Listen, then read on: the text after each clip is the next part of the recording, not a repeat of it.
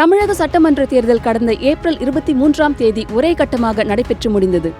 234 தொகுதிகளுக்கான தேர்தல் முடிவுகள் மே 4ஆம் தேதி வெளியாக உள்ளதால் அரசியல் வட்டாரங்களில் எதிர்பார்ப்பு அதிகரித்துள்ளது. ஆட்சியை தக்க வைத்துக் கொள்ள திமுக தீவிரமாக முயற்சி மேற்கொண்டு வர ஆட்சியை கைப்பற்ற அதிமுகவும் முழுவீச்சில் செயல்பட்டு வருகிறது.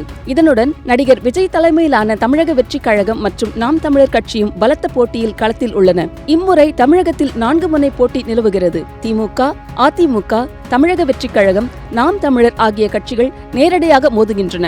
மேலும் ராமதாஸ் மற்றும் சசிகலா தனி கூட்டணியை அமைத்து தேர்தலை சந்தித்துள்ளனர். மொத்தம் 4023 வேட்பாளர்கள் களத்தில் போட்டியிட்டுள்ளனர். ஆட்சியை அமைக்க 117 தொகுதிகளில் வெற்றி பெறுவது அவசியமாகும். இறுதி வாக்காளர் பட்டியலின்படி சுமார் 5.73 கோடி வாக்காளர்கள் இடம்பெற்றிருந்தனர். இவர்களில் சுமார் 85% பேர் வாக்களித்ததாக தெரிவிக்கப்பட்டுள்ளது. நடிகர் விஜய் முதல் முறையாக தமிழக வெற்றிக் கழகம் மூலம் அரசியல் களத்தில் இறங்கியிருப்பது இந்த தேர்தலில் முக்கிய தாக்கத்தை ஏற்படுத்தும் என அரசியல் ஆய்வாளர்கள் கருதுகின்றனர். திமுக, அதிமுக ஆகிய இரு முக்கிய கட்சிகளின் வாக்கு வங்கியிலும் மாற்றத்தை ஏற்படுத்தி இருக்கலாம் என்பதால் வெற்றி யாருக்கு என்பது கணிக்க முடியாத சூழல் உருவாகியுள்ளது. தேர்தலுக்கு பிந்தைய கருத்து கணிப்புகளான எக்ஸிட் போல் முடிவுகள் வெளியாகியுள்ளன. பீப்பிள் பல்ஸ் நிறுவனம் வெளியிட்ட கணிப்பின்படி திமுக 125 முதல் 145 தொகுதிகள் வரை வென்று மீண்டும் ஆட்சி அமைக்கும் என தெரிவிக்கப்பட்டுள்ளது. அதிமுக 65 முதல் 80 தொகுதிகள் வரை கைப்பற்றும் என்றும் கூறப்பட்டுள்ளது. நடிகர் விஜயின் தமிழக வெற்றிக் கழகம்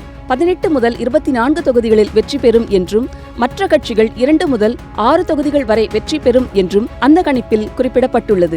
வாக்கு சதவீத அடிப்படையில் திமுக 38.4%, அதிமுக 31.5%, தமிழக வெற்றிக் கழகம் 23.6%, மற்றவர்கள் 6.5% வாக்குகளையும் பெறலாம் என மதிப்பிடப்பட்டுள்ளது.